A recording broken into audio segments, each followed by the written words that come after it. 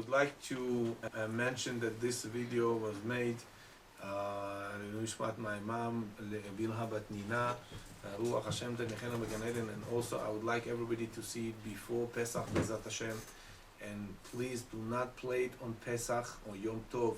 On the Chol HaMoed you're allowed to watch it also, but it's better if you watch it before Pesach so you could know exactly what to do.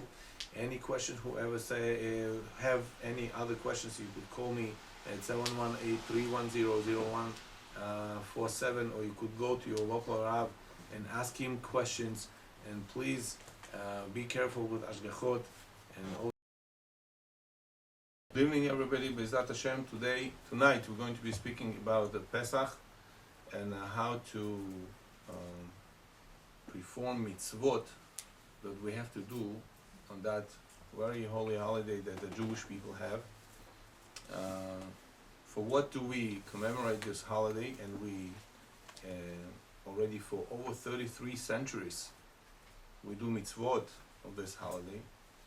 We do it in remembrance of Exodus from Mitzrayim, from Egypt, that over 33 centuries ago, HaKadosh Baruch Hu Hashem, He remembered our fathers, Abraham, Yitzchak, Yaakov, and whatever He promised to them, and He takes out of Egypt His nation, and He's sending a prophet, Moshe Rabbeinu, alav shalom, whose brother and his brother, Aaron Cohen, both of them, they taking out us from Eretz Mitzrayim, and Paro would not let Jewish people go so easy. So therefore, HaKadosh Baruch Hu brings 10 plagues upon Mitzrayim. The deadly plagues that HaKadosh Baruch Hu brought upon the Mitzrayim left Mitzrayim devastated, petrified, and then the last plague was Makat Bechorot, the death of all firstborn in Egypt, starting from animals, ending with the firstborn of a Paro. Everybody passed away, died, and the Bnei Israel, people of Israel, they left Mitzrayim. So therefore, HaKadosh Baruch Hu says in Torah, "Leman tizkor et yom tzatcha me'eretz Mitzrayim kol yemei chayecha." I did this that you shall remember the day of Exodus from Eretz Mitzrayim, from a land of Egypt, for all entire your life. And Talmud then bring argument whether when Mashiach comes we would still remember about Exodus from Egypt or not. So to show you how important is that. And even in 10 Commandments, when Hashem says the first commandment, I am your Almighty God, who took you out of Egypt, house of slavery. So asking Maharal the question, why Hashem would remind people that He took them out from Egypt. If you would like to say that you are the God and you are Almighty, you would say, I'm your Almighty God who created heaven and earth. That would be a bigger miracle, a bigger showing of the power of Hashem. But Maharal says, HaKadosh Baruch Hu Hashem wanted to us, our belief and our trust in Him to be based on facts, not on something that the people could not prove.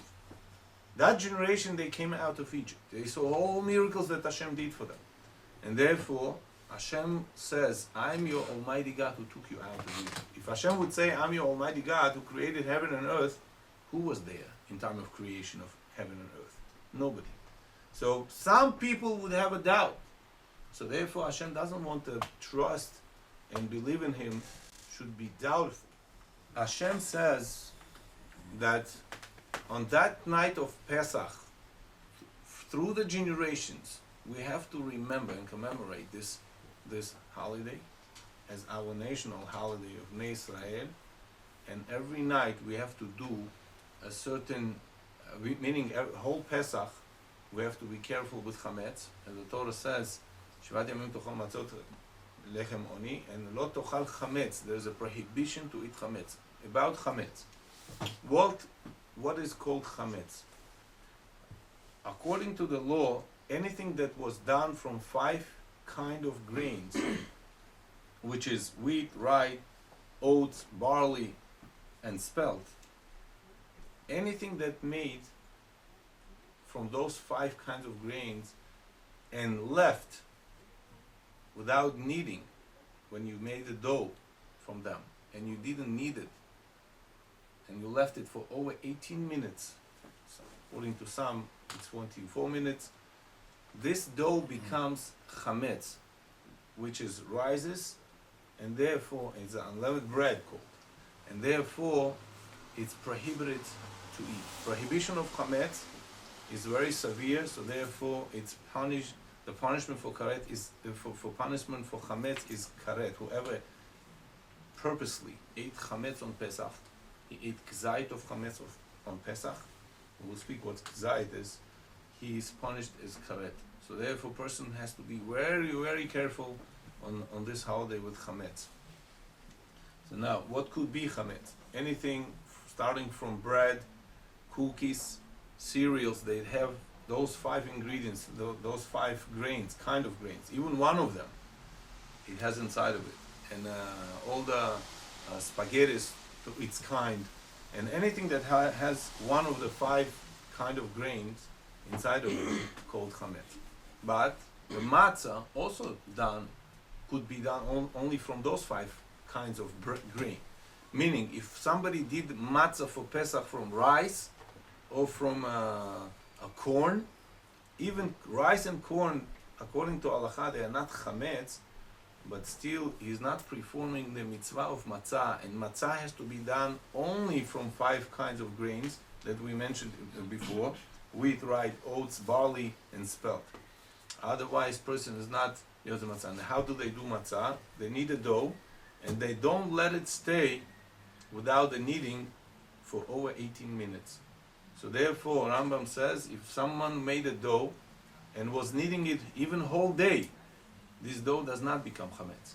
Moment he left this dough without kneading, this dough becomes, from 18 minutes and on, it becomes chametz, and therefore is prohibited to eat, and prohibited even to have in your possession. That's the next prohibition. The Torah says that one is not only is not allowed to eat chametz on Pesach, one is not allowed even to have in his possession chametz. So therefore, people mistakenly might think if they hide chametz in their closets, that's fine, as long as they don't see this chametz, they don't use this chametz, but they have it in their possession. So therefore, chametz before Pesach has to be or eaten, or it has to be sold to non-Jew, to Gentile, or at the end, when he cannot eat and cannot benefit from it, he has to be burned. We cannot leave any chametz in the house.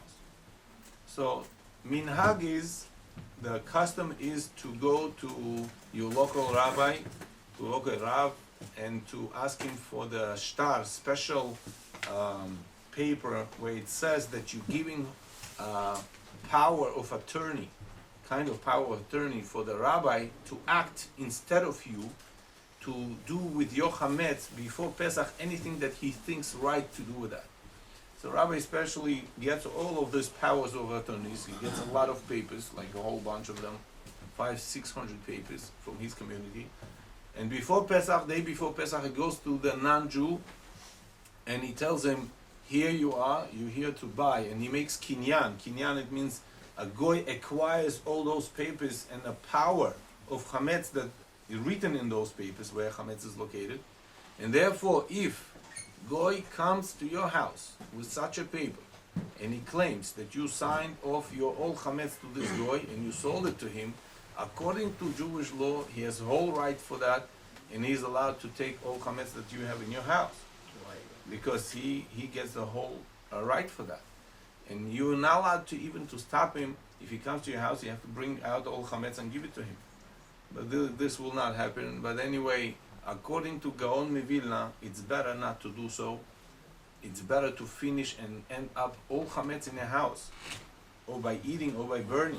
Don't leave any chametz. Or sell it to goy yourself. Take all chametz in a box, put it in a box, anything that you have non-eaten. For example, you have a pack of cereal, a pack of spaghetti, and I don't know what, pack of cookies left.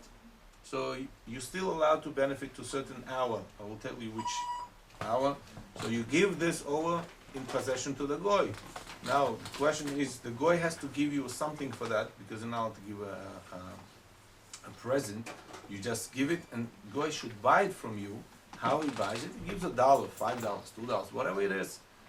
As long as it goes to his possession and you acquire this chametz considered is not yours anymore, and therefore you're free. And even though chametz is in your house, not in your house, chametz is somewhere else. You have two houses, one in here, another one in Eretz Israel. And you know that in Eretz Israel, in certain room, you have in possession chametz. Because it's your house, it's considered chametz in your possession. So therefore, you have to go there, or you have to send someone there in order to get rid of it, or to sell it to goy, or to eat it, or to burn it. You're not allowed to have it in your possession. You don't see this chametz, you don't eat this chametz, you have no connection with this chametz. Anyway, because it's in your possession, it's your chametz, you have to get rid of it. So far we spoke about two prohibitions. First prohibition is to eat chametz. Second prohibition is to have chametz in your possession, which Torah splits into two, actually. Torah says, Lo yira'eh lecha chametz v'lo yimatzeh ken tzor bevatechem. Torah says, you should not see chametz, and you shall not have in your possession chametz, which two prohibition of one meaning. Meaning, you shall not have chametz in your possession. And also, people shall be careful when they go to supermarkets, to the Gentile supermarket. They have everything there, kosher food and not kosher food for Pesach. So be careful not to pick up anything chametz, to see what's the price, because according to some shitot, it might be by picking up this product, you might be acquiring already that. So therefore, before you pick up, be sure it's not chametz. Now, it's prohibited to eat chametz not only on Pesach, day before Pesach also is prohibited to eat chametz from midday, according to Torah. From midday, this year it's a Tuesday, it's a Wednesday, from midday we're going to be prohibited to eat chametz. Chachamim came and they made a boundary for Torah to protect the law of Torah, and they made it that to eat chametz, you're allowed up to 4 hours from starting of the morning, meaning from sunrise, according to some, from the dawn, meaning the the rays of sun when they go up. From that moment you count 4 hours, and after 4 hours you're not allowed to eat anymore. The only thing you're allowed to benefit chametz up to 5th hour from the morning. And what you benefit, you could sell it, you could give it to your animal. You have to get rid of it somehow. So let's say you did not do this, you have to burn it. Today is a custom that any chametz that left in our house, if we didn't sell it, we burn it before 5th hour in order to perform the mitzvah of burning of chametz in our possession. Because after the 6th hour, chametz is not in your possession, so therefore you cannot do anything with that, but only burn it. Now, sometimes people find they feel not good to burn the bread, but you should know that the burning of bread, destroying the chametz, is a mitzvah, it's another mitzvah that Hashem commanded to Am Israel, that we have to get rid of chametz. And one of the best way of getting rid of chametz is a burning. The last day, it's a burning. Now, some say you could throw it according to Chachamim, in the Gemara Masechet Pesachim, you could throw it to the sea, or you could make it in small crumbs, and the wind, you put it on the wind, and the wind blows it away. That's another way of vanishing of chametz. But some, if they could not burn, they could just make it small pieces, put it in a bathroom, and flush it the toilet, because eventually it goes also to the sea, to the Yam. So that's how you destroy the chametz. For example, that we did last year when the Passover was Erev Shabbat, right? We got, on Erev Motzei Shabbat. So on Shabbat we were supposed to destroy the chametz. You're not allowed to burn. How do you destroy chametz? Whatever leftovers from the Suda of the morning. So we flashed it in the toilet. That's how you do it. And there is no question, it's not so good. You're throwing out the bread. It's not respect for the bread. This we should be talking when we do a big wedding. And as you know, after they do a big wedding, 90% of the food approximately goes to the garbage, and the people should cry over there. Because the real food that you could eat there, and you're permitted to eat this food, goes to the garbage, and it's Bal Tashchit Medeoraita maybe. People, they're not allowed to destroy something that you're allowed to eat. You're not allowed to throw it out. It's Bal Tashchit. Torah says you do not throw out the food that you could eat. And therefore, one has to be careful with that. Now, in order to find and to burn a chametz, Chachamim, they decreed that the person shall find the chametz that he has in his possession. So therefore, we have a mitzvat aseh midivrei sofrim, mitzvat aseh midarabanan. From rabbinic law, we have to search for chametz in order to burn it tomorrow in the morning, right? When do we search for chametz? A day before Pesach, eve before Pesach, meaning this year it's going to be Pesach is going to be on Thursday, meaning Wednesday night, right? So Tuesday night, everyone in the house has to go and search chametz. The custom is they take 10 pieces because house is already clean, no chametz all around. They take 10 pieces of bread, they wrap it in a paper and put it all over. Some people they wrap it in the foil, aluminum foil, which is not preferable because later you could not burn it because it says in aluminum foil. So it's better if you put it in a paper and then put all around the house. And Baal Habayit, the owner of the house. If there is no owner, no owner of the house, the woman lives by herself. She has to do it herself because this mitzvah not only for the man. And if a man cannot do this, he could send a messenger, his son, if he's over 13 years old, he could do it for him. For example, when a father is a sick, chas v'shalom, he cannot do it, he could send his son. The custom is to take a candle, a regular candle, to put it on, and to go to say beracha. They say beracha, asher kiddushanu b'mitzvotav v'tzivanu al bi'ur chametz.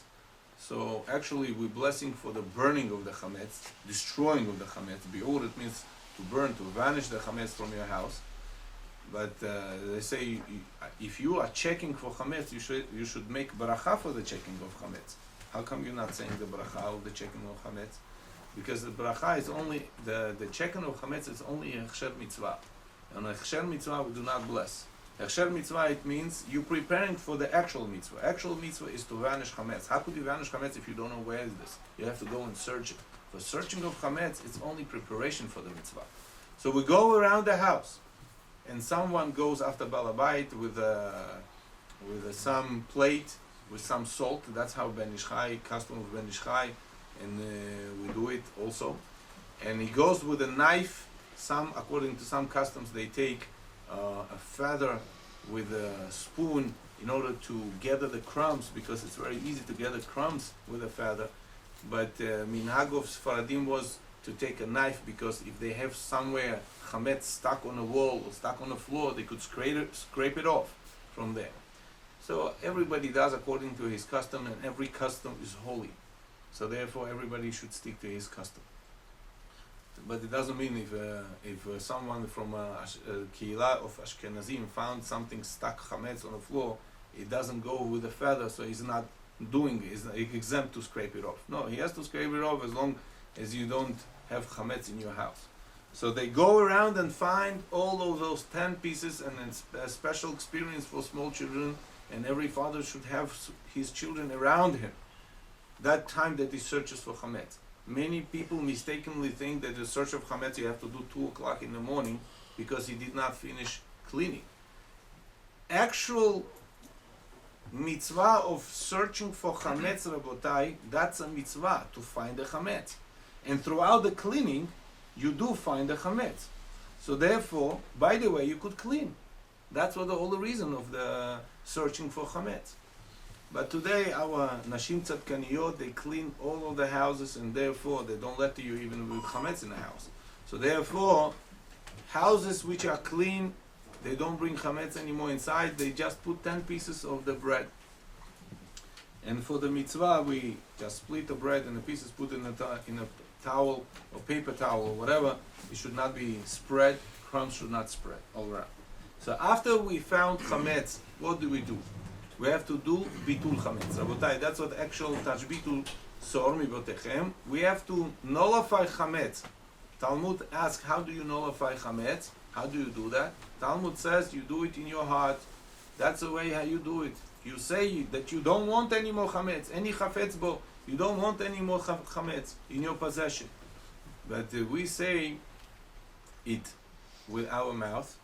We pronounce it out loud. We say kol chamira deika birshuti, and everyone has to say it in the language that he does understand. The custom to say in Aramaic language, because that's at that time when the Chachamim accepted this law, most of the people they spoke Aramaic language. So therefore, Chachamim accepted it in Aramaic language. But today, people they do not understand or do not speak Aramaic language. They should say it in a language that they do understand. So therefore, everyone should take Agadah in his language and say Bitul in his language. In English, it's pronounced as follows. You say any chametz, any unleavened bread, or whatever I have of chametz, whatever I saw, whatever I didn't see, whatever I didn't find, and whatever I didn't see, didn't burn, shall be as dust of the earth, shall be nullified, and shall be compared to the dust of the earth. That's how you do it. And they say 3 times for chazakah that you did it blind. In the morning, we left with the chametz whatever we eat, and whatever left to eat up to 4th hour from the morning. So what do we do with the leftovers of chametz? So we have to destroy it. As I told you, they do it in the shuls, in the synagogues. They go to the synagogue, they make a small fire there, where everybody starts to throw their chametz. And some people, they start right away, after they throw out the chametz in the fire, right away they say bitul, which is not right. You have to wait till chametz burns.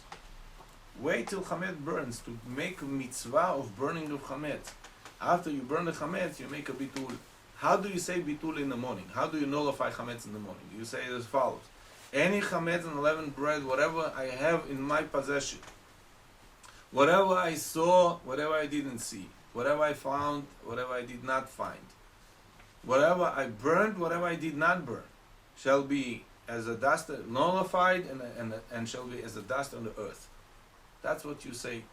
And 3 times you repeat those words, and by those words you commit yourself not to have and not to eat, not to have in your possession any chametz throughout all Pesach. Outside of Israel it's 8 days, in Israel it's 7 days. Now,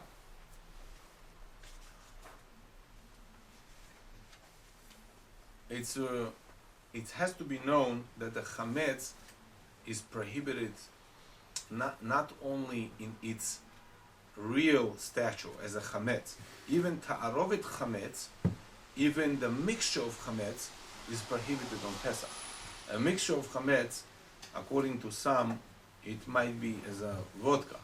Vodka is found as a mixture of the chametz because it's made of grain. So therefore, one shall be careful to acquire, if somebody wants to drink those alcoholic beverages on Pesach, all the alcoholic beverages on the Pesach, they have to have ashgacha, they have to have a proper kosher signs for Passover. And you have to be very careful with that. No beer on the Pesach, because beer, according to Aruch Shulchan, it's chametz itself, he says. So anyway, one shall be careful before he buys anything to check out for proper kashrut. Now, what about the utensils? The today custom is to have a separate utensils for food, for cooking, or cooking utensils of cooking, separate for Pesach. So therefore, everybody should take care of it in their houses. If they didn't have any separate utensils, you should go and spend out a little bit for Pesach to have a kosher special utensils. Any utensils that are made from metal and made from glass, and acquired from a Gentile, they have to be immersed in the mikveh. And metal, it's a mitzvah from Torah, it's mitzvah taseh midoraita, to immerse in the mikveh. And glass, it's mitzvah taseh midarabanan, it's a rabbinical law. Both of them, doesn't matter, have to be immersed in the mikveh, in kosher mikveh. 40 se'ah, megishamim, they have to be immersed in kosher mikveh and recite the bracha before. Asher kidishanu b'mitzvotav v'tzivanu al tvilat kelim. Be careful to take off all the stickers on a new cookware that you have, because the stickers that stay there, they considered as a chatzitza. Sometimes stickers are so big, and you do care to take them off before cooking. So because you do care to take them off, they considered chatzitza. Chatzitza, it means they stop the water to go through, and therefore your tevilah, whatever you immersed it, it's not valid. So you have to do it again. So make sure before you do it, you take it off. Now, what about the person who is finding tough financial situation, especially nowadays? So what do you do with utensils? And he cannot acquire and he cannot buy for himself. He cannot buy for himself a new cookware. Can the utensils be kosher before? Can they be? Yes, they are. And the law says that the way taste of chametz was absorbed into a pot, into a utensil, that's the way it's going to be gone from that utensil. An example. For example, any utensils that you cook with, meaning you have a pot that you cook soups, you fry in it with oil, it means the taste of the chametz, if you use it for chametz, went with through cooking and frying. How do you make a kosher this kind of utensil? You do haga'ala. Haga'ala, it's a process that you take a big pot of hot water, you put it on a fire, you wait till the water start to boil, meaning you see bubbles, it's bubbles. Then you take this pot clean out of any moisture, anything on it, and you just dip it inside. Be careful to use pliers or something that your hands should not burn, and not to have children all around, because sometimes water spills. Be careful. So you put inside of the pot, this pot that you want to make a kosher, and you wait till water starts to boil again. And you see, once you see the bubbles, you take out this pot and you put it under cold water, and it's clean and it's kosher for use of Passover. The custom of Bukharians, they were before the Passover, they used to turn the pot upside down on a fire. And the fire used to make, it's libun kal, it's called, they make it so much hot that a certain layer of this pot would go off and pot would be clean, white, it would become white. But today, with the new technology, they made a new pot, so by this you might be ruining your pot. So before you do anyway, you ask your local rabbi, Be'ezrat Hashem, he will tell you probably what to do with those pots. Now, what about the silverware that you put on the table as spoons, forks, knives? Because mostly we are not using them by cooking, we're only using them in klisheni. We're using them for eating the food from second utensil already, not the utensil that are on the fire. So the hechsher would be for them to wash them well with the soap. Some they leave that those kelim, those utensils, for 25 hours without the use. But according to halacha, you don't have to do it. Only if the time of the Pesach is closed. The day before the Pesach, 2 days before the Pesach, you could do it even without leaving 24 hours. What do you do? Irui mikli rishon. According to halacha, it's enough to spill hot boiling water on them in one utensil, right? You put all of them in one utensil and you spill on them hot boiling water. And by that, they prepared for use on Pesach. Be careful that the forks, between the cracks in the forks, they have a lot of chametz accumulating there, so you might clean it before koshering the forks. Okay, but it's better if you do agala for the forks also, because you do agala already, you put a big pot, so you could throw all the forks in a big pot, and then take them out from there and with boiled water, yeah, and you clean them. Now, What about the glass or crystal? Glass and crystal, there is a machloket according to Maran Shulchan Aruch. Glass do not absorb anything, so therefore one who used the glass for the chametz, for beer, you drink the beer inside, or you drink the tea with cookie in that. What's halacha? You just wash it well all over. You see it through on the light. You see any spot there, meaning it's spotless. It's kosher for use of Pesach. You don't have to even put the hot water inside of it, according to halacha. The Rama says no. According to Ashkenazic communities, according to Ashkenazim, Rama says the glass do absorb, so therefore it has to be koshered. And if you used it betzonen, meaning you used it only cold drinks in it, or you used it even hot but not chametz, so what do? You make irui shlosha yamim, 3 days of changing water each 24 hours. Meaning you clean it well, it's spotless, you put it in the water, filled with the water from inside and outside, they put it in the water, and they wait 24 hours. After 24 hours, they change another time, and another time, 3 times 24 hours. That's how they kosher the glassware for the Pesach. Now, any utensils that they were not used for chametz, actually you just have to wash them well and to see if there is no chametz stuck on them, and they're kosher for use on Pesach. For example, juices. Juices, people, they do not use for any chametz. If they do use, so they have to kosher it properly. But if they do not use for any chametz, the juicer, you just could wash it well, see it all around. There is no crumbs of chametz that fall into it. You could use it for Pesach. There is no problem. About the oven, kitchen now. The most of chametz is found is in the kitchen. So we'll start with the easiest one. Is a refrigerator. You do not have to boil. You don't have to cook it. You don't have to destroy it. No. The only thing that you do to refrigerator, you take out all the foods that you have inside of it. You clean it well. You see it's spotless. You clean the racks well. Everything there, and especially be careful with any stuff on the top portion of the refrigerator, freezer, because the women they put their dough, frozen dough, or frozen all kind of things that contain chametz. So therefore, anything has to be removed from there and eaten before Pesach or destroyed, as we said before. You clean it well. You see it's spotless, no crumbs of chametz. Anything that it's not chametz, you could put back into a refrigerator. It doesn't have to be thrown. For example, fruits, vegetables you have, and you have some products that are closed. For example, chicken you bought in a store which is already kosher for Passover. You don't have to keep it outside. After you cleaned it, you see that nothing's stuck on the package with the chametz. You put it back, and you keep it in the refrigerator. There's no problem because it's not chametz. Chicken is not chametz.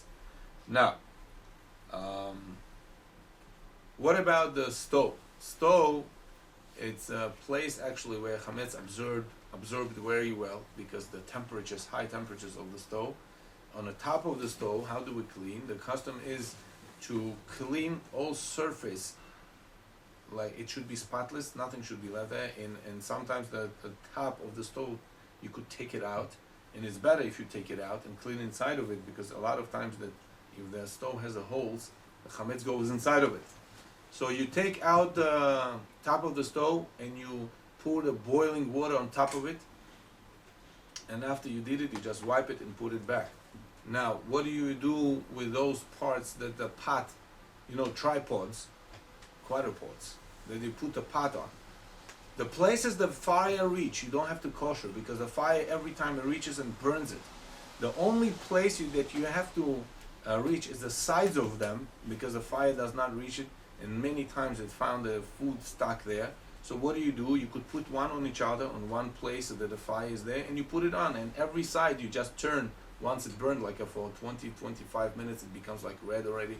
You turn it every moment and till all the sides burn, and that's it. It's kosher. You could put it back. Some have a custom to cover the stove with a heavy duty aluminum oil. Even according to halacha, you don't have to, but whoever is careful should be blessed, because all the chumrot of the Pesach, they say in some times when person is machmir, is chasid shoteh, It's not proper to be machmir sometimes. But on Pesach, all the chumrot, the proper halachic chumrot, that they are welcome. And Arizal said that one who is very careful with chametz on Pesach, the whole year he's weakening the power of evil, and the evil cannot get it. So that's what the Ari says. So person should be careful with chametz on Pesach. Now, how someone who would like to use the oven, first of all, we have to clean it to make it spotless. The place that you bake, you should buy kosher for Passover, those racks that you have, and pans for the baking. You should buy kosher for Passover. You should not use the same thing from there. But anyway, you clean the oven very well. It's spotless. You don't see any crumb of chametz there, anything stick, and you put it on for approximately 1 hour, and it cleans itself. And self-clean ovens, you also have to clean before you put the self-clean option there. And then after it's you run it through self-clean or whatever, 1 hour burning. It may be used for Pesach, but be careful again. You have to clean it before make it spotless. Now, countertops and sinks. How do we clean countertops and sinks? Countertop and sinks also they absorb chametz because throughout the year we wash dishes there, and on the dishes we do have chametz there. So therefore, we clean them first to make them spotless. Once they clean, you spill over the boiling water on top of them, because that's the way it was observed. And now, what about the stone, the granite countertop, or they have the marble countertops? What do you do with that? Maran brought a way how to do it. If you used it for chametz, that's a way to clean it. That you take one stone, you heat it up so much, you put it on top of the countertop, and then you spill hot boiling water, and you go with a hot stone all over this countertop, and it becomes clean. Because many times on the countertop they put the hot pots with the chametz on top of it, right? On stock, chametz is all around. They put it up, and the chametz is being absorbed by stone. So therefore, you take it out like this. Now, somebody asked me, what do you do with rugs that you have on the floor? You just have to vacuum clean them, and you don't have to. The custom is to vacuum clean them from both sides, and the floors and under the carpets. You would find the crumbs of the bread there. Now, whoever has small kids, Maran says any place that you do bring chametz, you do not bring chametz ever, you don't have to check for chametz. That's what Maran brings in Shulchan Aruch.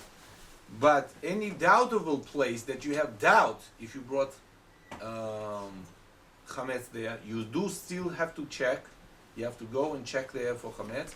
And the same category of people, families who have small kids, even they know for sure they do not bring chametz in such a place, they have to go and check there, because the kids, they spread chametz all around. And it's already known many stories where kids used to hide their cookies and goodie bags with chametz into the shoes, into the shoe boxes, because they thought they're not going to be allowed to eat them, so they decided to hide it from parents. So therefore, you have to be careful, go around and check all those places for chametz and find it. Now,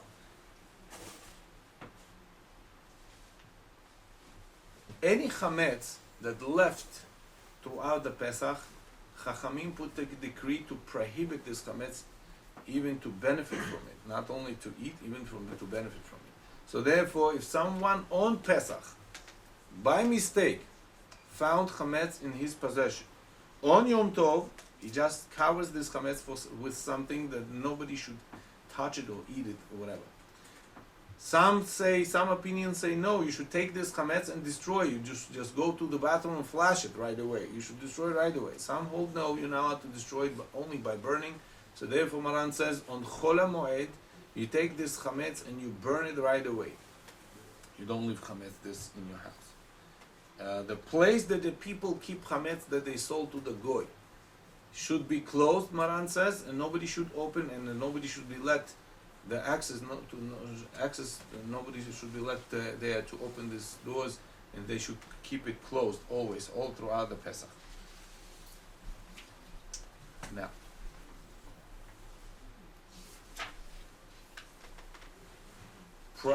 products for Pesach.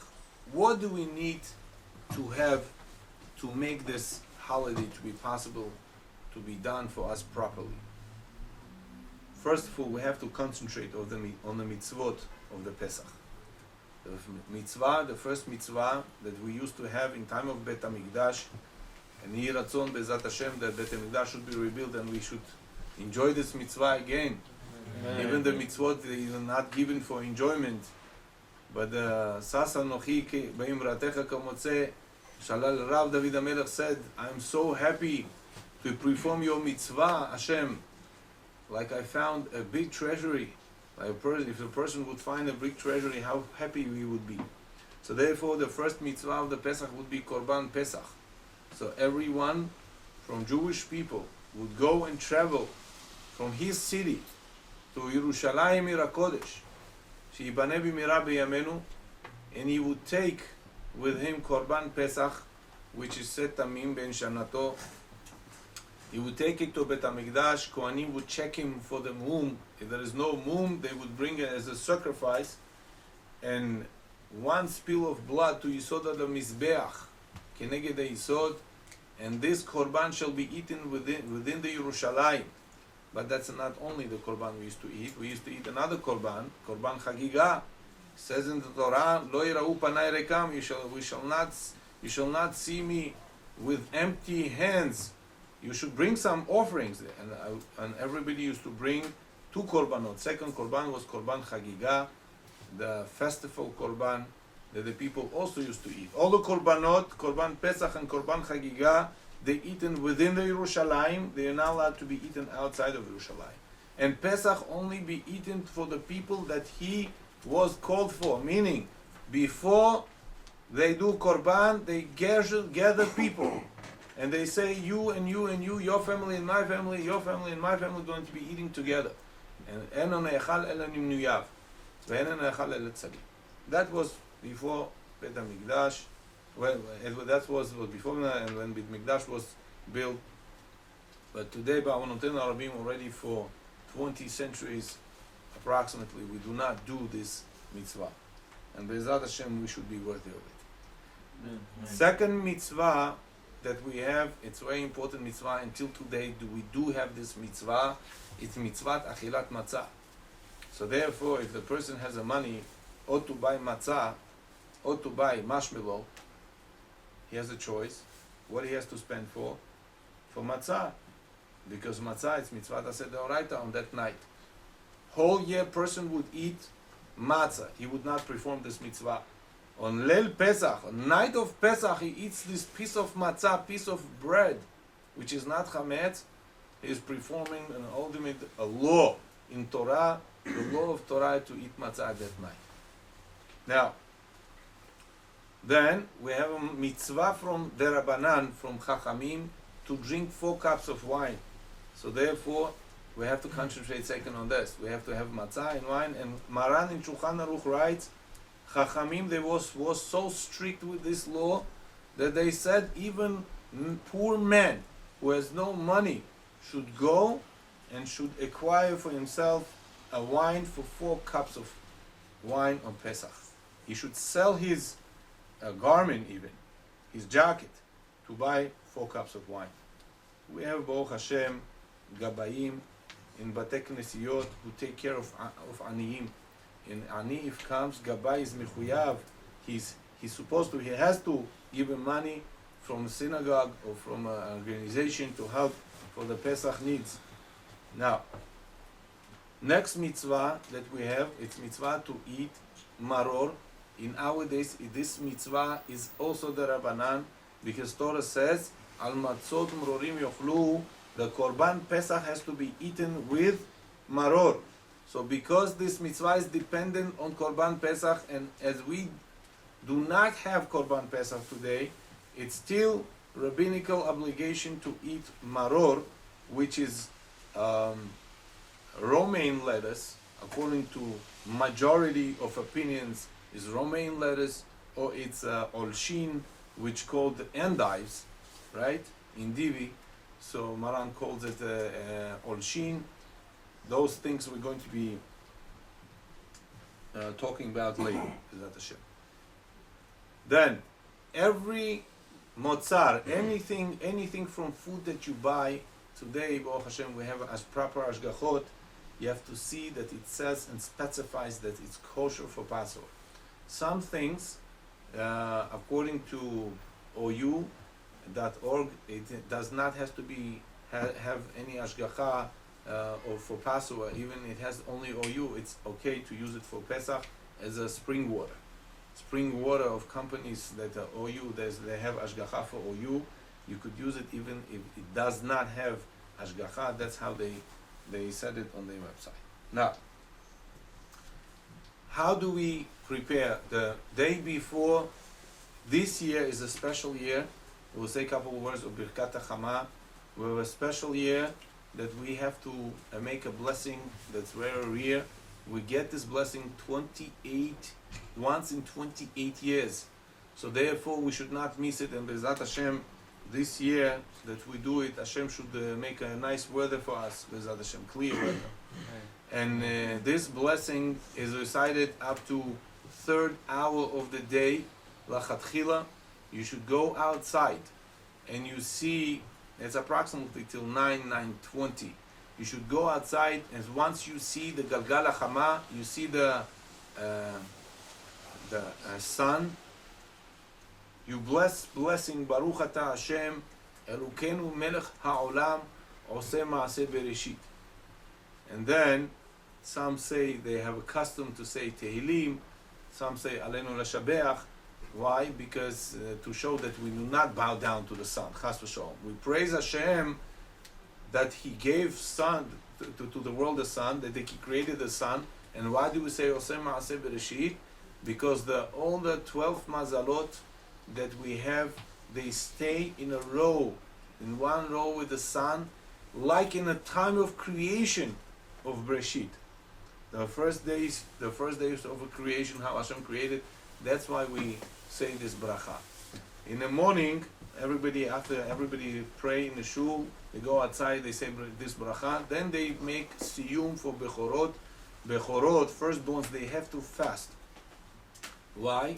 In a commemoration of the miracle of the death of the firstborn of Egyptians.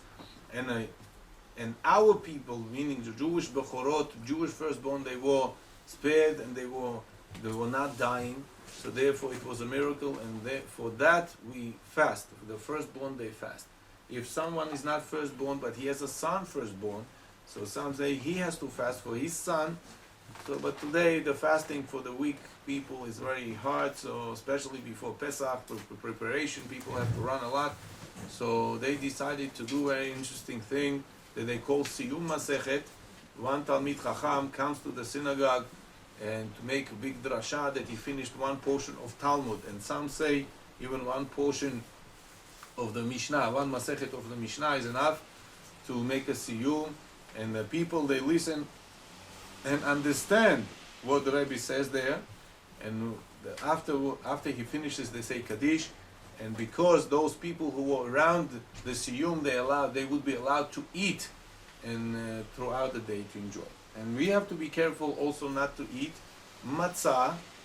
It's a mitzvah midarabanan, not to eat matzah day before Pesach. Meaning from the morning of the day before Pesach, we do not eat matzah. Why? Chachamim said so because we should come to the Seder with a big appetite, with a big joy to eat matzah. So therefore you do not eat matzah for that period of time from the morning. How to prepare for the Passover Seder. What do you have to have on your table? And you have to be careful with that, because some people, they're very careful with salads, with all meat or whatever has to be on the table, but they're not careful with the mitzvah. What do you have to have actually on the table, and what it's good to have on the table? It's two different things. First of all, you have to have on the table matzah, as we have here. and matzah not in front of the one who does the seder of the Pesach. In front of each of the people they put a matzah, and then they don't have to put it, but it's better each one who should have his set of matzot in front of him in order to eat on time and to make a mitzvah of achilat matzah, of eating of matzah on time. Second, we have to have a wine. Now, what kind of wine do we have to have? According to Shulchan Aruch, any kosher wine, kosher for Passover wine, is that have a special ashgacha for that, is good for using. Even it's boiled, even it's muvushal or not muvushal, even it's mixed with honey, doesn't matter. Even it's sweet, it's good wine for Passover as long as it has concentration of the wine, majority of the wine, not majority of the water. Now, wine,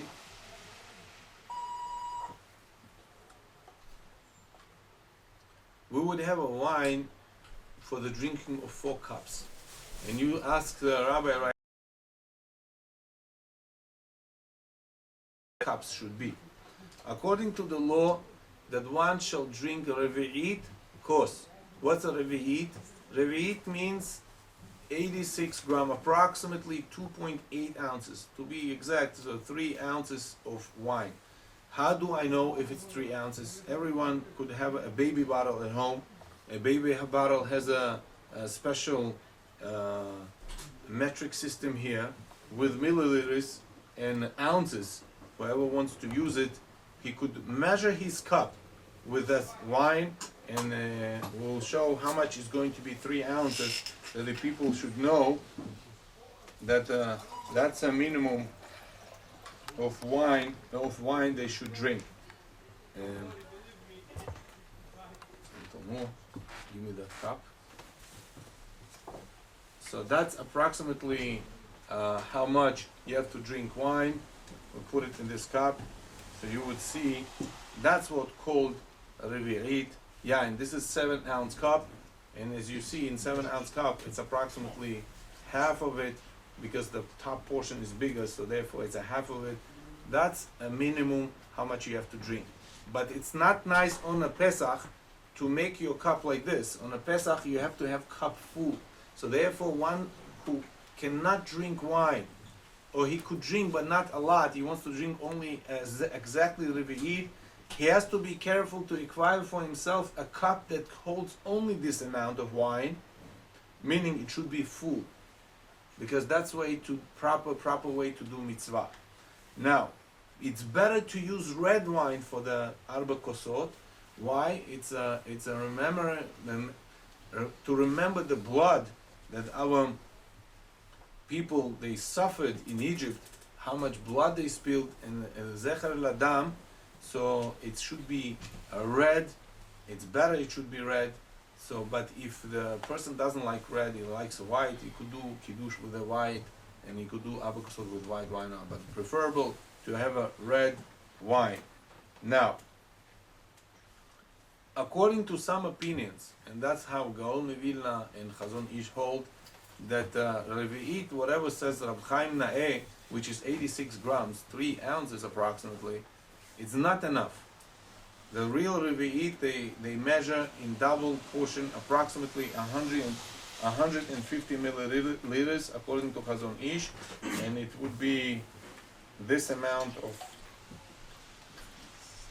approximately that amount of wine one shall drink. So a person who could drink wine, actually, he should get so much wine, and if you spill it in the cup, it's approximately so much. That's how it would be for you. But if you would like to drink more, you could drink. That's a minimum how much you have to drink. Now, 4 cups of wine, we have to know that each cup is a mitzvah b'fnei atzma, and we will talk later, B'ezrat Hashem, we will explain about the seder, how to drink and how much to drink from that cup. For the families who have Chas v'Sholom, people who do not keep Shabbat yet, they did not acknowledge it yet, and therefore you should be careful to have a yain mevushal, because according to the Jewish law, if someone purposely transgresses Shabbat, knowingly transgresses Shabbat, he smokes on Shabbat, mechalel Shabbat b'faresia, or he drives the cow on Shabbat, he knows that he's not allowed to do this, he makes the wine not to be valid for kiddush and drinking. Like yain nesach, stam yinam. So therefore, if he touches the wine, this wine becomes not kosher for the drinking. So what do you do with such a wine? So you use the yain mevushal in your house, because yain mevushal does not have gzera of yain nesach. So therefore, you should have no problems with that. Not that touching the bottle makes it yain nesach. Touching a wine itself, meaning if he tasted from this cup, he touched the wine, this wine becomes not kosher.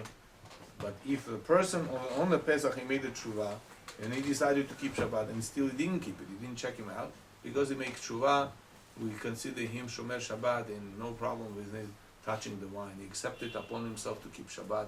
That's it. We consider him as a real Jew, and no problems with that. Now,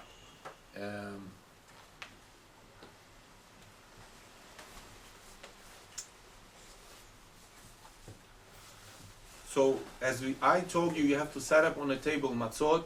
You have to put proper cups. It's better to have not cups which are for one-time use, plastic cups, because on a Pesach, it's preferable to use rich utensils that you have. As you see here, we put silverware all around, and a person should feel himself like a king, because we came out of Egypt. So therefore, a person should not use cups for one-time use, which is plastic cups or paper cups. It's disrespectful for mitzvah. So therefore, one should acquire for him a silver cup that would be for his measurement, because we have different measurements for the cups, as long as the cup hold minimum 86 grams. Some they use crystal cups which are very small, like 50 or 60 grams, 2 ounces, up to 2 ounces. They are for hot drinks, for alcoholic beverages, and they think they're performing mitzvah of arba kosot. You shall not, they do not perform the mitzvah of arba kosot, because the minimum cost, cup of kiddush shall have 86 grams of wine. Now, someone who cannot drink wine, according to his small child, even small children should be given cups. Small children, as long as they understand what's Yitziat Mitzrayim, and today, Baruch Hashem, our school system, yeshiva system, they teach them so well, so they already from 4 years old, they know what's Mitzrayim, what's Paro, and who is Paro.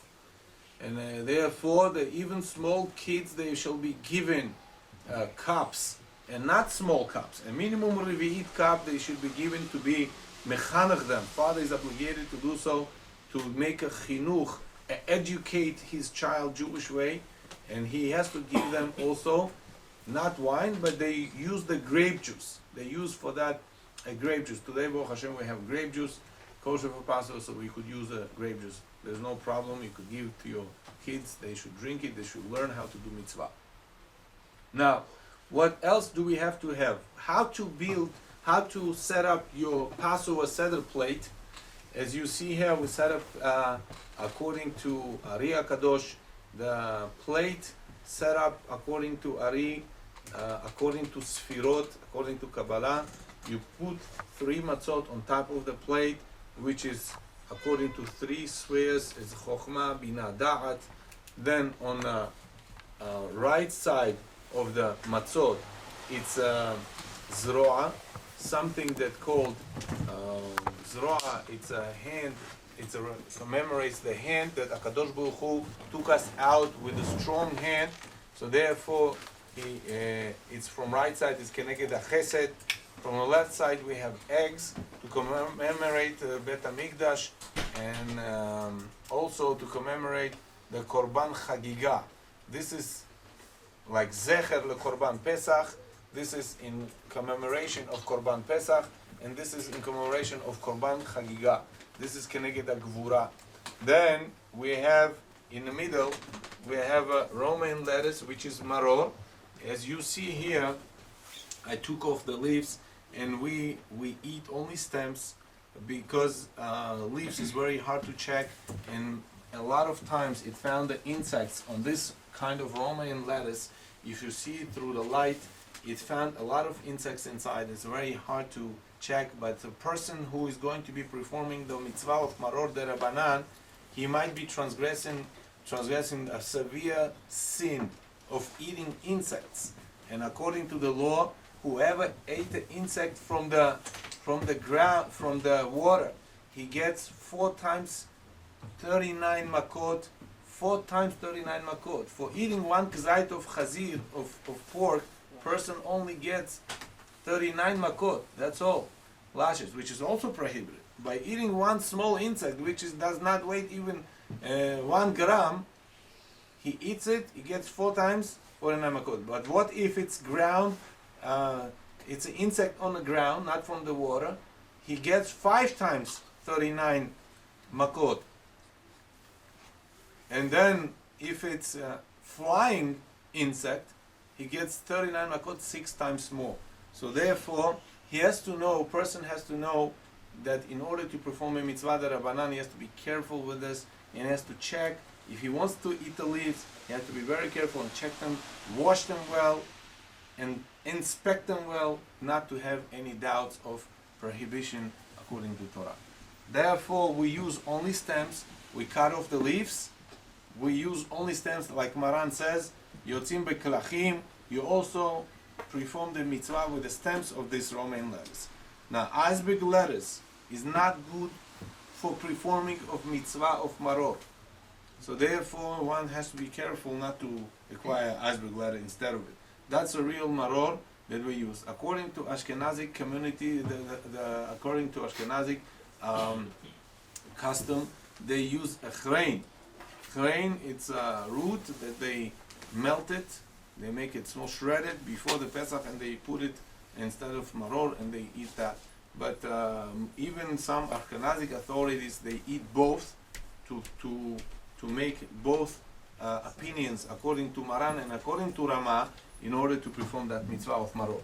Then, from left side, from right side, under the zroa, under the broiled piece of chicken or broiled piece of lamb, we have charoset. Ingredients of charoset is, they say that they take the raisins, kosher for Passover, they put walnuts and almonds, and they put some figs inside of kosher. Every ingredient should be kosher for Passover. They grind it, they put apples inside also. They grind it all together, and they put nice sweet wine, and they mix it. This is zecher latit. This is commemorating the mud that Bnei Israel used to do bricks for Egyptians to build the cities on quicksand. That the work would never end. And to commemorate that, we do this like it looks like a mud, and etc. Now, from the left side, under the eggs, we put karpas. According to Halacha, karpas, it's celery. Also, celery has the leaves.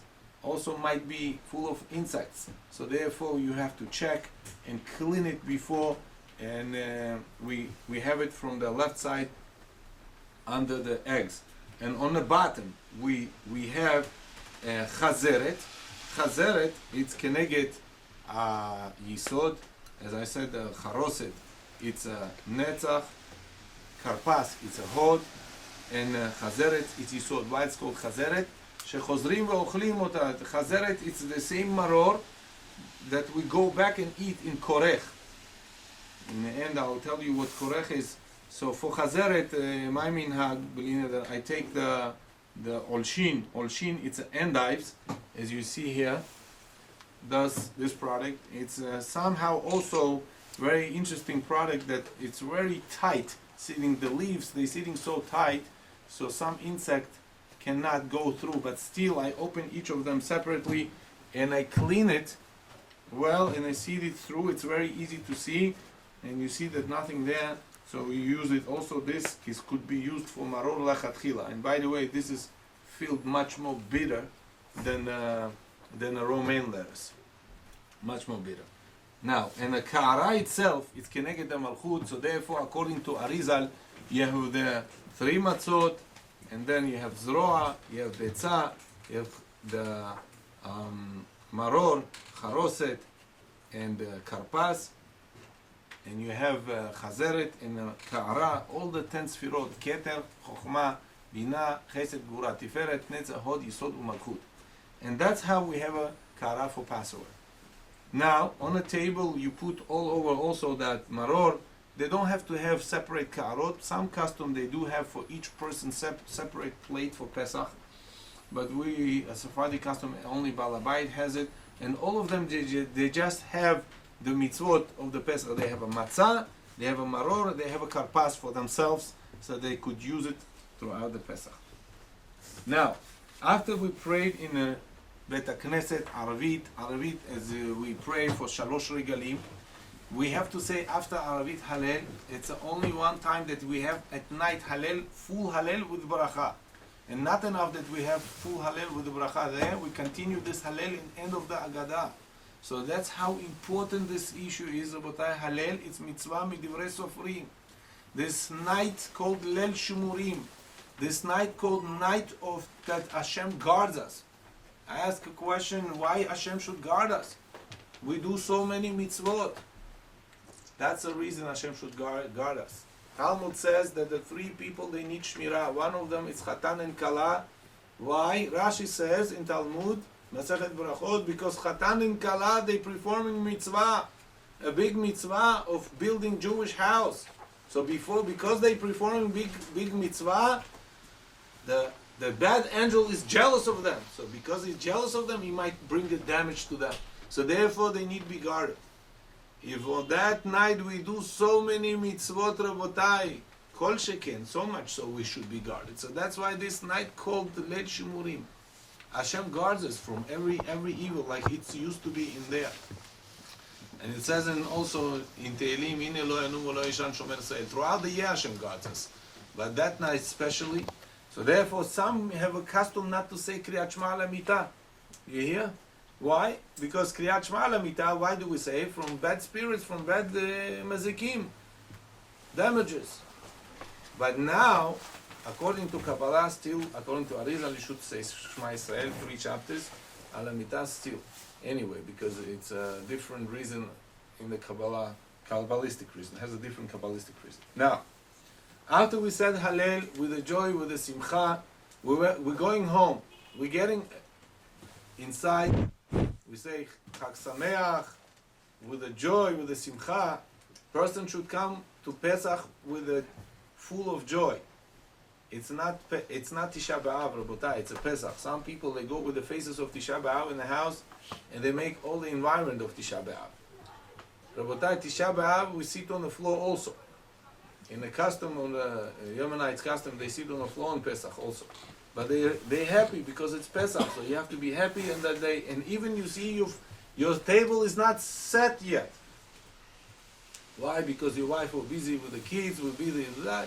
You should help her out. You should not make a whole big issue because of that. And now, you sit down, you make a first mitzvah. As you know, we have 15 levels that we have to go through throughout all Seder, and that's called Kadesh, Urchatz, Karpas, Yachatz, Magid, Rochza, Motzi, Matzah, Maror, Korech, Shulchan, Orech, and then Tzafun, Barech, Halel, Nirtzah. So all together 15. So first we do Kadesh. By the way, you should know Kadesh, it's Kiddush, Mitzvah Taseh Medeoraita. We have mitzvah from Torah to make Kiddush. It says, Zachor et Yom HaShabbat lekadusho. You shall remember day of Shabbat to make it holy. Talmud says, Zachor bepeh. How should you remember Shabbat to make it holy? With your mouth. Say good word. Say holy words from your mouth. So that's we may have a Nusach Kiddush, Yom HaShishi, Baruch Atah Hashem, Mekadesh HaShabbat. That's what we say. But Chachamim said, It's not nice for the person to see the Kiddush with empty hands. How do you say Kiddush? They accepted the Kiddush to say on something. And any big mitzvah, Chachamim accepted to say with a cup of wine. As example, you make Kiddushin, you acquire a wife. How do you do Sheva Barachot? You don't just praise Hashem, you praise Hashem on cup of wine. You do Birkat HaMazon with Zimun. You don't just say Birkat HaMazon, Zimun, you take a cup of wine in the end. So many mitzvot Chachamim accepted with cup of wine. One of them, it's a Kiddush. So it's very important that the cup should not be broken. Cup should hold at least, as I told you before, 86 grams. According to some opinions, 150 grams, which is 5 ounces. One opinion 3 ounces, another opinion 5 ounces. Whoever is machmir tavo alav bracha should be blessed. Now, preferable cup should be from silver. According to Kabbalah especially, it should be from silver. Then, cup has to be washed from inside and outside. I'm just saying to you halachot, straight the laws that you should know what to do. And that's a custom in our community that we wash the cup for all 4 cups, because each cup is separate mitzvah. So we wash the cup from inside and outside for all 4 cups every time new cup that we pour. Now, once you pour the cup, you fill it till the top. And minhag according to Kabbalah is to put 3 drops of water. According to Kabbalah, the wine represents the judges' strong power of gvurot, and the water represents the chasadim, the very soft power of mercy. You put the power of mercy into a gvurot to make it more merciful. You understand? That's a mizigah called. And in time of Gemara, they used to do it because the wine was so strong. They used to put 1/4 of wine and 3/4 of water, meaning 25% of wine would be clear wine. But Maran says today our wines are so weak that we do not dilute them with the water. They already look like diluted. So therefore we just put a little bit, three drops of water. Now, what do? We take the cup in the right hand. Who is a righty, whoever is lefty, we take it in the left hand. And we have to make sure, before we make Kiddush, that the place that we're going to drink, it's suitable for us to drink on the left side. That's what called Heseba. Rabotai, that's a law on a Pesach, that we have to eat derech cherut, and we have to drink derech cherut. We have to eat the way like free people eat. The drinking also has to be like way of drink of free people. How they drink? They drink lying down on their left sides that they used to do, and therefore we have to find a chair that has at least a place that you could rely on left side and drink it on left side. Now, if you have a chair with hands on the side, handles, right? You could just rely on the left side, on the handle, and drink it this way. That's how you drink this wine. If you lie down on your back, you did not perform a mitzvah, or you lie down on your right, you did not perform the mitzvah, dafka on the back. They are giving 2 reasons. One of the reasons they give is person should not choke, because if you see our food pipe, it goes to the left side a little bit. It doesn't go straight from your mouth to your stomach. It goes to the left side a little bit. So therefore, to straighten it, if you push yourself to the left side, you make a straight way to get to your stomach, so therefore you would not choke.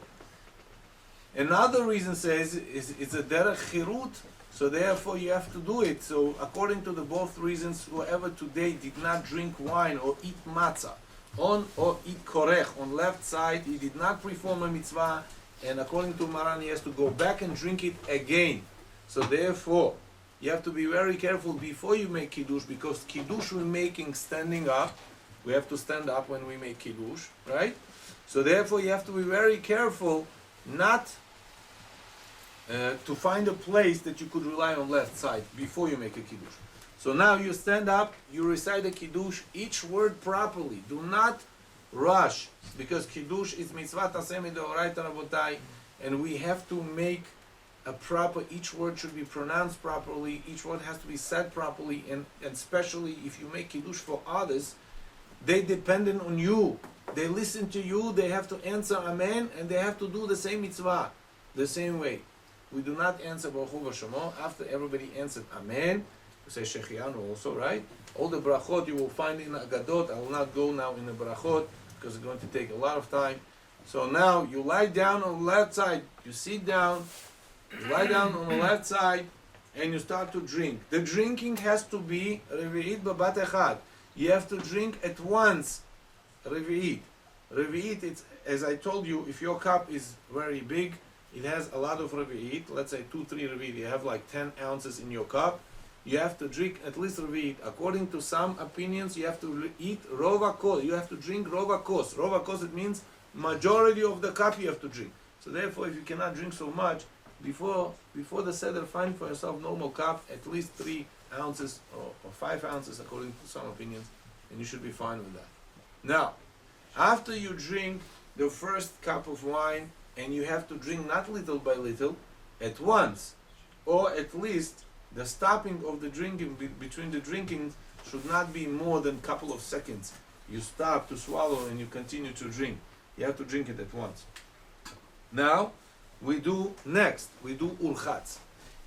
Urchatz, it's a special takana by Chachamim that anything that you dip into a liquid, 7 liquids, and we have Yad, Shachat, Dam.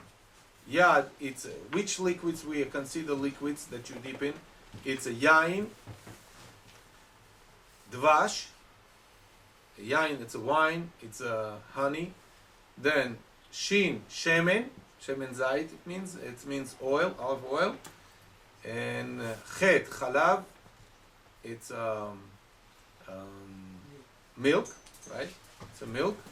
Then tet, tal, it's a dew. Dam, it's the blood itself. And mem, mayim, meaning all of those 7 liquids. If you dip something into them and you eat, before that you have to make natilat yadayim. Therefore, if you drink your cookies with the milk, you dip them in the milk. Before that, you might go and make natilat yadayim, but without the bracha. That's how Maran paskins. Now, on the Pesach, we do so because we dip karpas into a salty water. Salty water can be prepared before, or even on Pesach for the Seder, it could be prepared no problem. But better prepare before the Yom Tov. But if you didn't prepare, you could just take a salt or mix it with the water, and it's ready. Now, urchatz, how do we do? It's full natilat yadayim. As for su'udah, you take a cup. You cannot make natilat yadayim under the sink like some people. They open their hands and they make natilat yadayim under the sink. How do you do this? You don't do this. You do it only with a cup. You take a cup, you fill it with the water which not used, which clean water, and you spill it 3 times on that hand, 3 times on that hand, and we do not bless. But if somebody mistakenly did bless, you're allowed to answer after him Amen, because big authorities like Rambam and Gaon Mivilna, they hold that you do have to bless for that reason, for making natilat yadayim for karpas. So therefore, custom is not to bless. But if somebody blessed, you're allowed to answer Amen. Now, after we finished urchatz, we take a small piece of karpas, which is less than gzait. Now, about the gzait, measurements. Gzait, whenever it's mentioned in gzait, it means olive-like size. Olive-like size. Now, Talmud has an argument, what kind of olive? Big, small, giant, jumbo. What kind of olive you use? So regular olive. And they measured in time of Rambam that it says it's approximately 9 dirham. Dirham, it's what used to be a coin in time of Rambam. So 9 dirham today becomes approximately 27 grams, 27 grams, which is close to 1 ounce. So now, how do I measure gzait? What is a gzait? Like olive size. You could take a cup, which is 1 ounce cup, and you could measure in this cup water, volume, not the weight. The volume of water and the weight of it is the same, as we know. That's how water is built. Now, but you should know that not everything would be like water. For example, if water in this cup would weigh 29 grams, the matzah in this cup, we will measure now in a couple of minutes, would be weighing less because matzah is much more lighter than the water. And maror would be also less. How do we do it? How do we measure? Approximate measurement is this piece of maror should be less than gzait, as you see. Then we take this, karpas. This karpas is less than gzait. So we take this karpas, we dip it in salty water, and we say bracha, Baruch Ata Hashem, Elokeinu melech haolam, borei pari ha'adama. Once we say it, we don't have to lie down and to eat it on left side. Karpas, we do not eat it so. Now, some could say bracha for himself, some could be yotze with bracha of the Baal HaSeder, whoever makes a seder. But if somebody does not rely, or somebody doesn't say properly bracha, it's proper for one to recite the bracha whispering for himself. Now, after we finish with maror, karpas, we make a yachatz. Yachatz, it's a mitzvah to remember how Hashem splitted the sea, how it's done. We have on the table 3 matzot who actually were covered in time of kiddush. Whenever we do kiddush or we rise the cup of the wine, we cover matzot. Whenever we put down the cup, we uncover the matzot. Now, matzot are uncovered. You take a middle matzah and you split it in half, right? And it's called yachatz. And approximately, Ben Ish Chai says you should split it such a way so it becomes tzurat vav, hey and dalet, hey and vav, like this. So you say, Kacha gazar HaKadosh Baruch Hu et hayam. This way HaKadosh Baruch Hu splitted the sea. As you see here, most of the people, they think we just went through the sea straight. It was not true. We went through the sea this way, in oval way, meaning the shore that we went into the sea, we went out the same shore, but a little bit up there. That's how we split it. Now, the small piece of matzah we put back on the table because we're going to be eating it. And a big piece of matzah, this part of the matzah, we hide it in another towel, which is clean towel, and we hide it for afikomen, meaning for in the end of the meal, we're going to eat it in the end of the meal.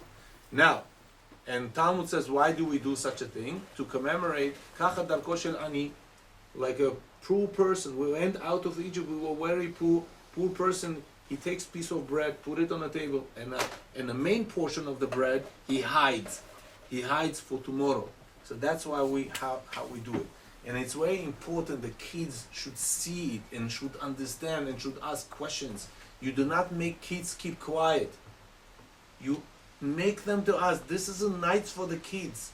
And kids should know, because at that night, according to Kabbalistic sources, the power, spiritual power that comes down from the heaven at that night, you cannot give any other night like tonight, like the night of the Pesach. So emunah comes with eating of matzah and explanation of the Passover Seder. Now, next. Magid. Magid, it's called a story of how we got into Egypt and how we came out of Mitzrayim of Egypt. That story, Rabotai, it says, "Veigadta labincha bayom hahu lemor," and you will say to your son on that day. Talmud says, if one has a son, he has to teach him the story of Exodus, the story of Mitzrayim, from the beginning till the end, according to his knowledge. That's how Rambam says. Lefi chokhmato, as he understands, he already started to understand more, you go higher level. He understands more. Let's say your son is Talmid Chacham, so what do you say to him? Rambam says, Dorshim b'ilchot Pesach. You start to learn Talmud with him, Ilchot Pesach and Drashot and everything. But Chachamim, approximately a couple of hundreds years ago, they accepted a set of midrashim and stories of what happened with the Jewish people and drashot from the Pasukim, explanations from the verses in Torah, in one small book that called Passover Haggadah Shel Pesach. And in this small book you have a minimum what you have to talk about, the Pesach, halachically. So that's what called Magid. Then we fill up second cup. The custom is to take in the beginning of the Magid the matzah and to start to say halachma aniyah. Halachma aniyah. Everybody, the custom is, or everybody together says, or one says for everybody, but others they just repeat it with whispering.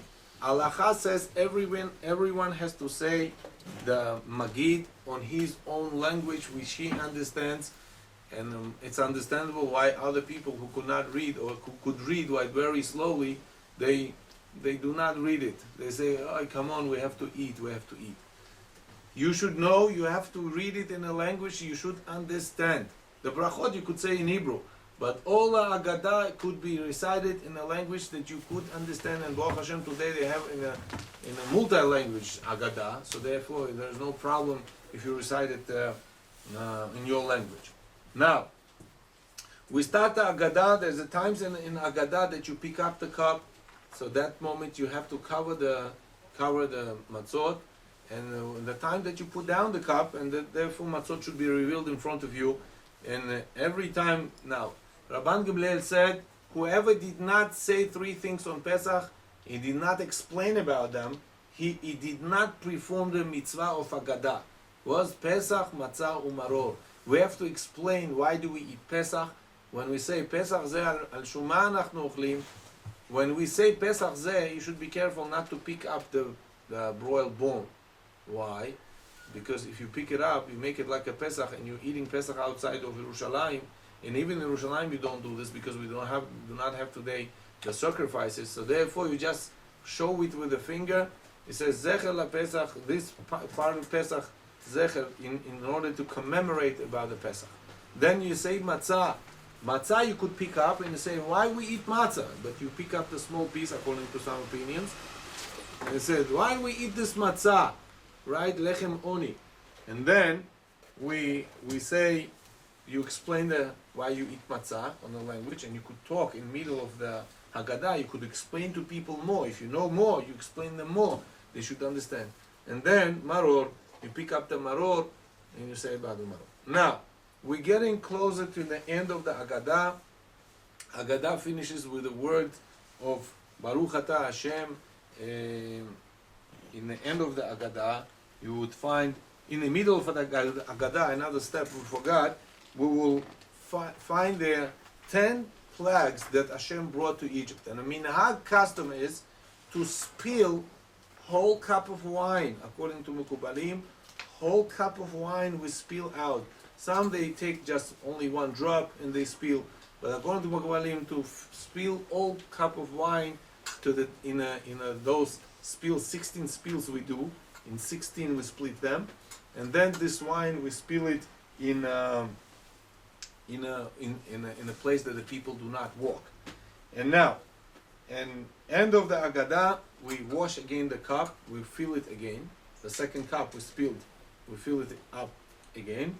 We pick it up and we say Bracha Baruch Atah Hashem Asher Go'alanu Ga'ala Otanu, and etc. Baruch Atah Hashem Ga'al Israel. And again, according to Ashkenazim, according to our brothers Ashkenazim, the bracha recited for each cup separately. Meaning, for the first cup you said Borei Pri HaGefen, for the second cup you're going to say Borei Pri HaGefen, for the third cup you're going to say Borei Pri HaGefen, and the fourth cup where you're going to say Borei Pri HaGefen. But according to Sephardim, you say only for 2 cups. For the first one for Kiddush, and with the first one you finish the cup of you have in mind the second cup, and the third cup on Birkat Hamazon you have another cup, so you have in mind the fourth cup. We have to make only 2 brachot, one for Kiddush Borei Pri HaGefen, one in the end of the Birkat Hamazon. And now we say Baruch Atah Hashem Ga'al Israel, and again don't forget to go to your left side and drink the wine. Then we're getting to actual time of doing the mitzvah rochza. What's rochza? Urchatz, we did it urchatz for the karpas. Now we do rochza. Washing our hands. You have to wash your hands with the water. As for Natilat Yadayim, and for that time, you have to bless Natilat Yadayim. How to do properly Natilat Yadayim? Many people, they might not know. They wash their hands, they spill a little bit water, like Mayim Achronim, they made Natilat Yadayim. No.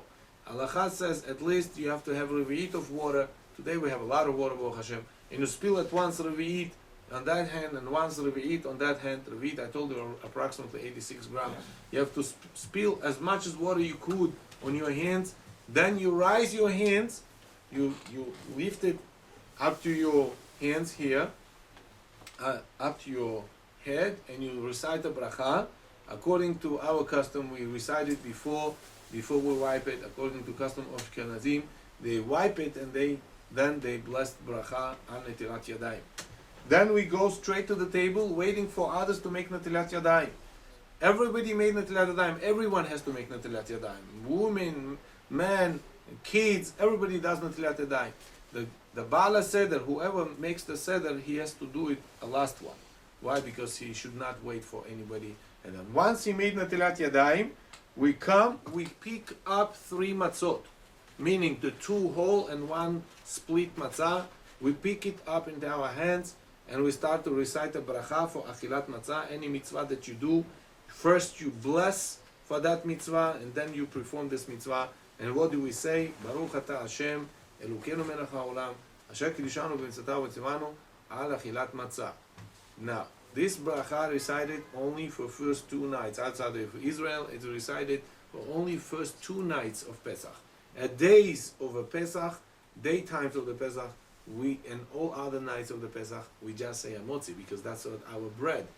And then after we say al achilat matzah, we say second blessing. It's called hamotzi lechem min haaretz. And with this blessing, we finish the set of 7 blessings before we eat matzah. It's like Sheva Brachot, you know what we do. And we go again. Before we say hamotzi, we leave out the last matzah, because the lechem mishneh, we did the lechem mishneh with that. And now we say hamotzi. On left side, we go down and we start to eat. Question: how much matzah I have to eat? How much matzah I have to eat in order to perform mitzvah from Torah at that night? Halacha says a minimum you have to eat at least a kzait of matzah. And how kzait is measured? Not according to the weight, it's according to the volume. Some say because we do not know exactly what volume is, so therefore you should go according to the weight. And if you go according to the weight, it always goes double when you go according to the volume. I'm going to show you what we did here, that in order you shall understand approximately lachatchila how much matzah you should eat, according to Rabbi Chaim Naeh. If this would be considered 1/4 of matzah, little less, 1/4 of matzah, 1/4. If you put it like this, you would see it's approximately 1/4 of matzah. It depends on the matzot, how thick are they, how thin are they. You have to check it on your own matzah. So on those matzot shatzer we took, so you take this matzah, how do you check it? So we took it and grind it. We grind it so much so that we could see how much would be volume of 1 ounce of matzah, 1 ounce of water. So now I would spill it into this cup, and you would see that this cup was already full.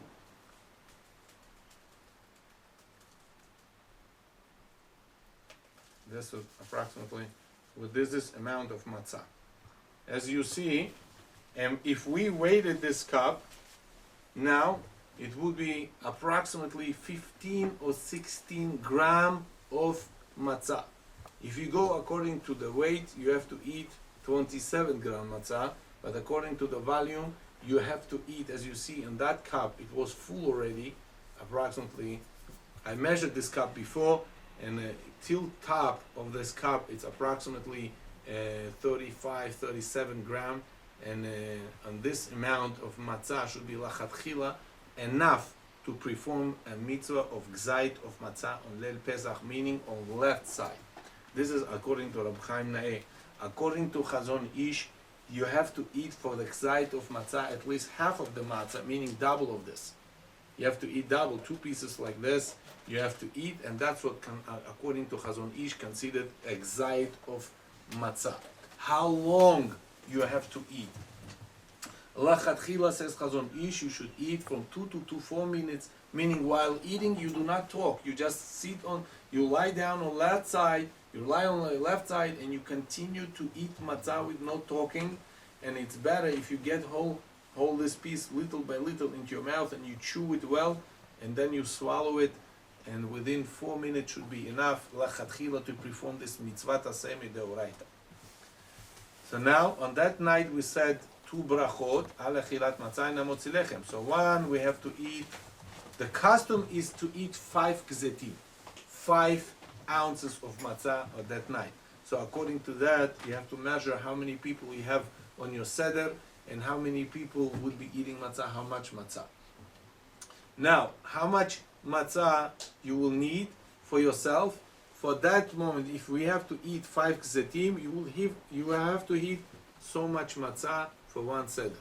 According to Chazon Ish, it's 3 matzot you have to eat. 2.5 matzot you will have to eat according to Chazon Ish. Now, you eat them, first gzait you eat for al achilat matzah, because we have to mitzvah to eat matzah. Second gzait, what do you eat it for, according to custom? Because of lechem mishneh. Because we have a mitzvah to eat lechem mishneh, bread on the Yom Tov. So our bread on that Yom Tov would be what? Matzah, so therefore we eat another gzait. Then we go, after we ate matzah and everybody finished eating matzah, you're not allowed to dip matzah in anything. You're not allowed to eat matzah with something, by the way, with a couple of salads there. No, you have to have completely matzah. If your mouth is a little bit dry, you could drink it with a little bit water. No problem to have a little bit water. Just your mouth should be a little bit, wet to swallow this matzah. It's no problem.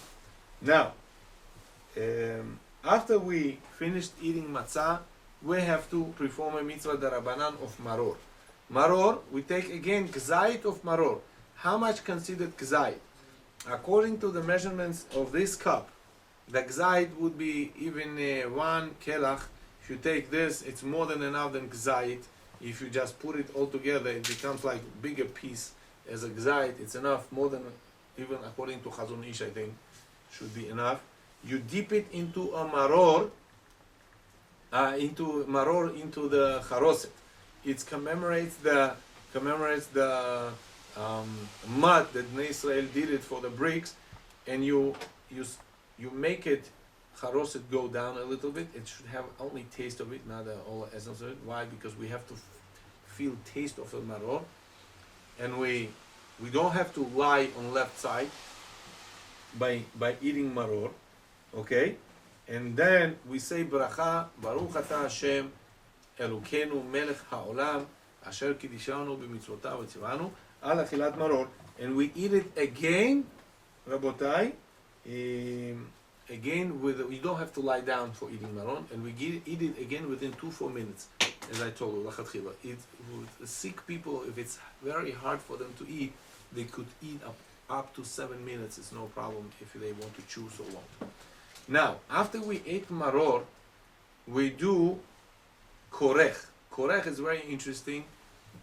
That actually, who invented sandwiches in the world? So you would say king a sandwich, right? There were a king in Switzerland. His name was a sandwich. Why?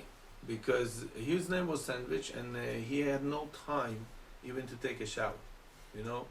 So they created for him a fast food. That's sandwiches.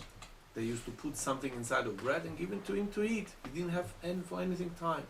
So they called those fast foods as a sandwich, but actually it's not true historically. Why? Because the first sandwich invented Hillel. Hillel HaZaken, he used to eat Korban Pesach special way. He used to put together maror with matzah. He used to put maror with matzah together on each other, like this, and put Korban Pesach inside of it, and put it inside. In those times they had a little soft matzahs, not like today. And they used to wrap it together and eat it.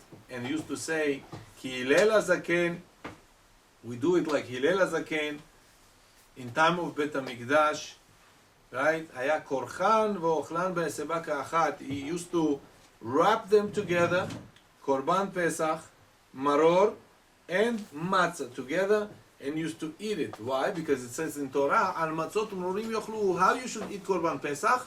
On Matzah with Maror. So you have to eat it all together. And Hillel HaZaken used to do so. So another gzait, which is this, you have it and you put Maror inside, and we dip it in charoset again, and we go on the left side already, because we commemorate the Korban Pesach.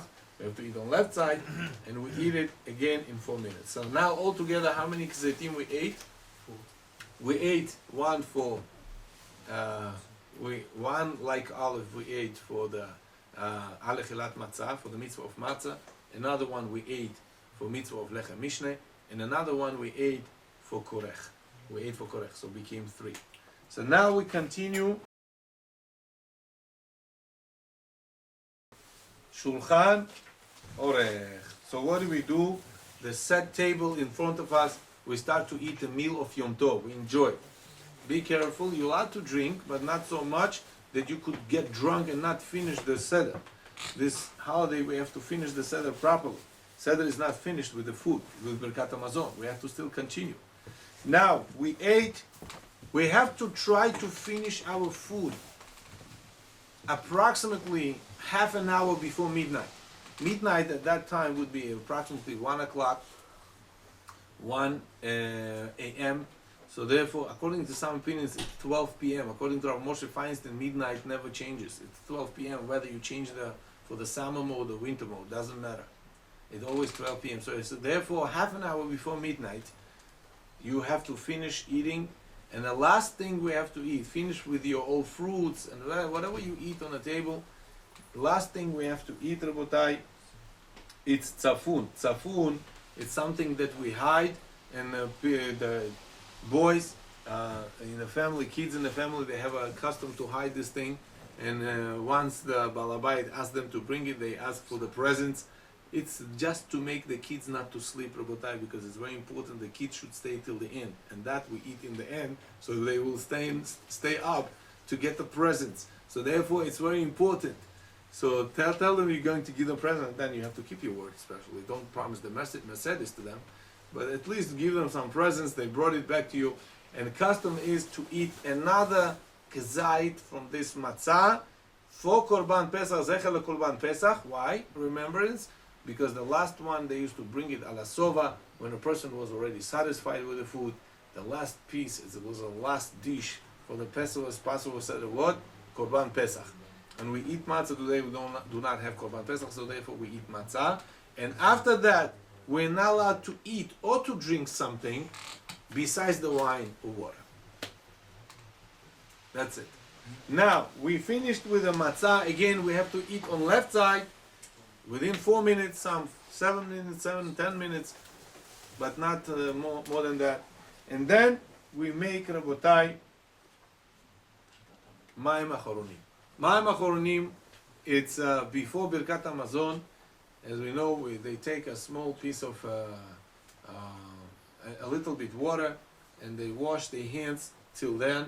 It's a mistakenly, Rabotai, that the people make 1 drop of water for Mayim Achoronim. It's a mistake. Mayim Achoronim has to be from Revi'it Mayim, some hold. Don't even hold, you have to have Revi'it Mayim, the Revi'it of water, 3 ounces of water, and then you have to spill till the second bone of your fingers. That's how you do Mayim Achoronim.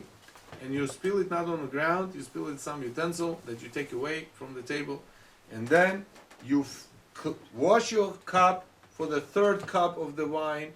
Once you washed it, you fill it with the wine or juice, whatever you're comfortable with. You hold it in your hands, and the custom is to hold a cup regularly like this. It should not spill. But according to Kabbalah, according to Arei HaKadosh, to hold the cup this way, only this way. Why? Because the cup is like a Shoshan, Soda Shoshana.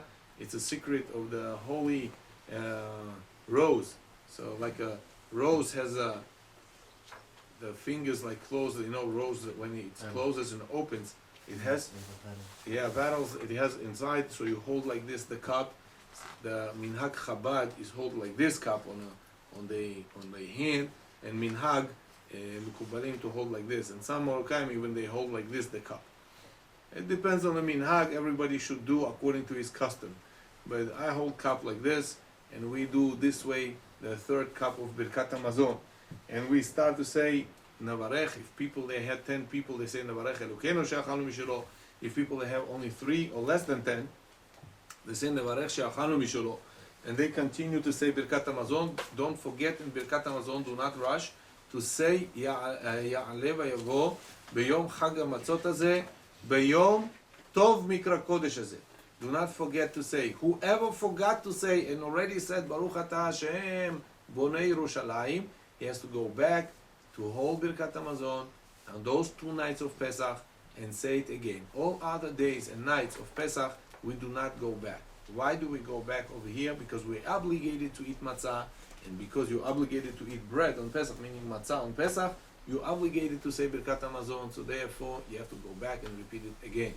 And whoever did not forget, and he only said Baruch Atah Hashem, he could say Lamdeni Chukecha, say Ya'aleh vayavo, and continue with Birkat HaMazon. After we finish Birkat HaMazon, we finish, if you read very fast, you wait till other people finish also.